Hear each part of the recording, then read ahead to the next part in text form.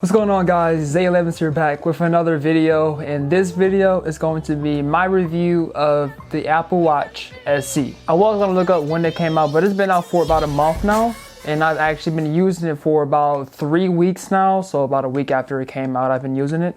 And this is basically going to be my review and what I think about it and how I basically used it on a day-to-day basis. This is the watch itself. This is the white variant and the 40mm version of it. I didn't want the 44 because it seemed too big on my wrist, but this is the white variant of the Apple Watch SE, non-cellular, just GPS. This is actually running for $279, so this is their budget version of the Galaxy Series 6 that they released alongside this. So this is kind of like the lower variant of the Series 6. So let's start off with the battery, shall we? The battery for this thing is truly magnificent. This battery has lasted me a day and a half, and I still had like 30% battery left on the Apple Watch. So that's really cool. That just kind of blows my mind. I've always used a Galaxy Watch, so that watch has died in about like the first 10 hours and then it'll be gone. But this thing lasts for a day and a half and still has 30% battery left. Like, that is mind-blowing to me. So first thing first, the battery life on this thing is truly amazing. I would say the second thing would be it has a really good menu. For people who've never had an Apple Watch before or don't know about the menu of the Apple Watch, you basically have two different styles of the menu that you can have. You can have the horizontal, where you can basically have like a little hexagon and basically all your apps just fly over there, like kind of just everywhere. And if you don't want to go with that, you can actually go into the settings of the watch and you can turn it so it's actually a list instead of the horizontal hexagon type of view.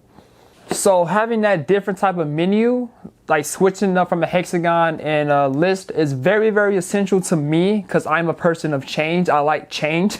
I don't like the same thing over and over again. So having the ability to change the main menu of this Apple Watch is another great thing about this watch that I absolutely adore. Another thing that I really love about this watch is the watch face customization. So I'm not going to be able to show all of the customization watch faces for this. So if you actually go into the Apple Watch settings on your phone and you go into the face gallery, you can actually have a whole list full of already pre-made watch faces, and they have a ton of features on these watch faces that I've ever seen in a smartwatch ever. They've also worked with a couple of other companies. I think they have like a Toy Story one on there. You can basically have Toy Story or Minnie Mouse, Mickey Mouse, all of that stuff. So that's a really popular feature that some people might like that. For my watch, I have the messages on the top left, the calendar on the top right, the sunrise on the bottom left, and then a temperature on the bottom right.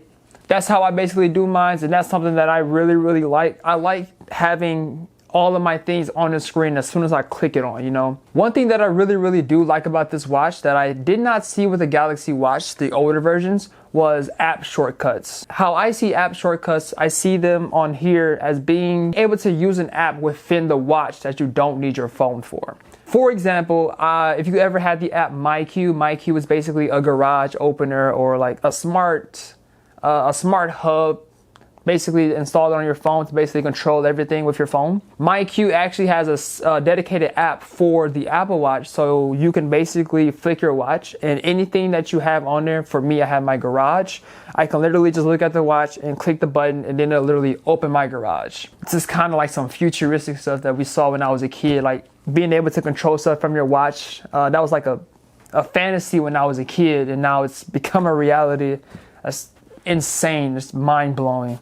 And it also has a little bit, a couple of small apps, especially for the pandemic that's happening. It has like a little wash your hands reminder, so it'll basically remind you periodically to remember to wash your hands.